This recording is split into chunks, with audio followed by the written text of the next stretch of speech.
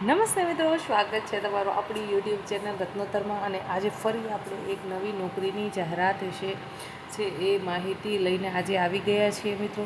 તે પહેલાં હું આપને વિનંતી કરું છું, જો હજી સુધી તમે આપણી આ રત્નોત્તર યુટ્યુબ ચેનલને સબસ્ક્રાઈબ નથી કરી તો ઝડપથી તેને સબસ્ક્રાઈબ કરી લેશો. આપણી આ ચેનલ પર તમને સરકારી નોકરીની જાહેરાત વિશેની માહિતી, પ્રાઇવેટ નોકરીની જાહેરાત વિશેની માહિતી તથા ગુજરાત સરકાર દ્વારા આયોજિત વિવિધ જિલ્લાઓના ભરતી મેળા વિશેની માહિતી આપણી આ યુટ્યુબ ચેનલ પર આપણે સમયાંતરે અપલોડ કરતા હોઈએ છીએ. હવે વાત કરીએ આપણે તો કે જિલ્લા આપત્તિ વ્યવસ્થાપન કેન્દ્ર કલેક્ટર કચેરી સુરેન્દ્રનગર ખાતે પ્રોજેક્ટ કોઓર્ડિનેટરની છે એ ડિસ્ટ્રિક્ટ પ્રોજેક્ટ કોઓર્ડિનેટર એટલે કે ડીપીઓની પોસ્ટ પર છે એ નોકરીની જાહેરાત બહાર પડાયેલી છે. ગુજરાત રાજ્ય આપત્તિ વ્યવસ્થાપન સત્તામંડળ ગાંધીનગર દ્વારા આફત જોખમ વ્યવસ્થાપન કાર્યક્રમ અંતર્ગત કલેક્ટર કચેરી ડિસ્ટ્રિક્ટ ઇમરજન્સી ઓપરેશન સેન્ટર ખાતે 11 માસના કરાર આધારિત ડીપીઓની પોસ્ટ પર છે એ એક જગ્યા માટેની જાહેરાત બહાર પાડવામાં આવેલી છે.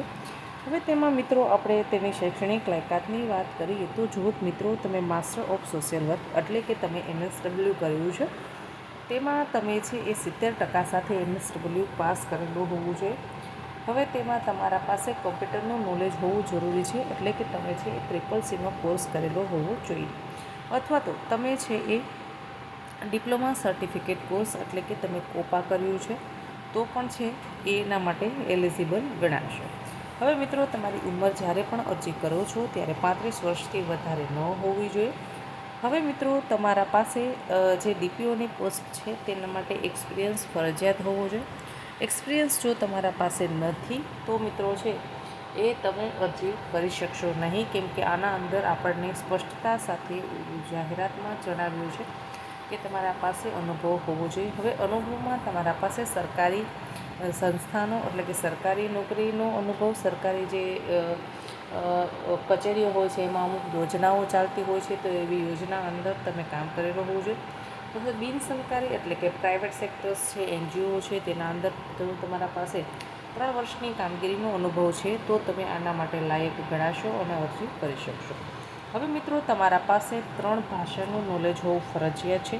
તેમાં સૌપ્રથમ આપણી છે એ ભાષા છે, પ્રાદેશિક ભાષા છે જે ગુજરાતી છે. તમને ગુજરાતી બોલતા, લખતા અને વાંચતા આવડવું જોઈએ. તમને હિન્દી બોલતા, લખતા અને વાંચતા આવડવું જોઈએ તથા અંગ્રેજી છે તમને વાંચતા, લખતા આવડવું જોઈએ મિત્રો. હવે હવે આમાં એક વાત આપણને એ પણ જણાવેલી છે કે ડિઝાસ્ટર મેનેજમેન્ટ ક્ષેત્રના અનુભવને પ્રથમ પ્રાધાન્ય આપવામાં આવશે. જો તમારા પાસે ડિઝાસ્ટર મેનેજમેન્ટની લગતી કોઈપણ કામગીરીનો એક્સપિરિયન્સ છે તો એવા લોકો છે એને પ્રથમ પ્રાધાન્ય આપવામાં આવશે. મહિને મિત્રો તમને 25,000 રૂપિયા પગાર ચૂકવવામાં આવશે. 20,000 પ્લસ 5,000 એટલે કે ટોટલ મળી અને મિત્રો તમે માસિક 25,000 રૂપિયા છે એ પગાર મેળવવાના હકદાર થશો. હવે રસ ધરાવતા ઉમેદવારો એ શૈક્ષણિક લાયકાત અને અસલ અનુભવ પ્રમાણપત્રો ડોક્યુમેન્ટને સ્વપ્રમાણિત કરી એક કોપીમાં પેક કરી અને કલેક્ટર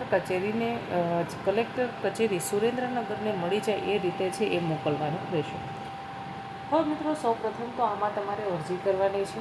અરજી કરવા માટે તો તમારે એક અરજી લખવાની થશે. એ અરજી છે એ સરસ મજાની મિત્રો લખી લેશો. તમારા પાસે રિઝ્યુમ ના બનાવેલું હોય તો રિઝ્યુમ બનાવી લેશો.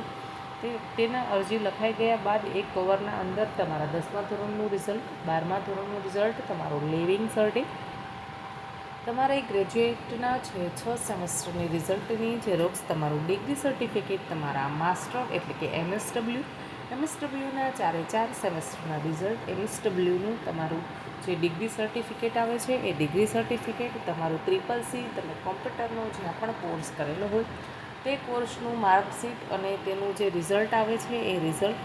ત્યારબાદ મિત્રો તમારો છે એ નીચે સ્વપ્રમાણિત કરી સિગ્નેચર કરી અને આટલા ડોક્યુમેન્ટ્સ છે એ તમારે મોકલી દેવાના છે. અને હા, ખાસ કે ભાઈ તમારા પાસે કોઈ જ જે નોકરીનો અનુભવ ધરાવો છો તે એ અનુભવનું પ્રમાણપત્ર પણ તમારે મિત્રો તેમાં સાથે જોડવાનું છે. આ બધું તમારે બંધ કવરમાં પેક કરી અને સુરેન્દ્રનગર કલેક્ટર કચેરી district emergency operation centre DEOC disaster management શાખા સુરેન્દ્રનગર, પિનકોડ નંબર છે 36301 ના સરનામે 10 દિવસના અંદર મળી જાય એ રીતે તમે સ્પીડ પોસ્ટ અથવા તો કુરિયર મારફત અથવા તો તમે છે એ મોકલી શકો છો. હવે મિત્રો જે લોકો છે આના અંદર સિલેક્ટ થશે તે લોકોને ઓનલાઈન અથવા તો ઓફલાઈન જાણ કરવામાં આવશે.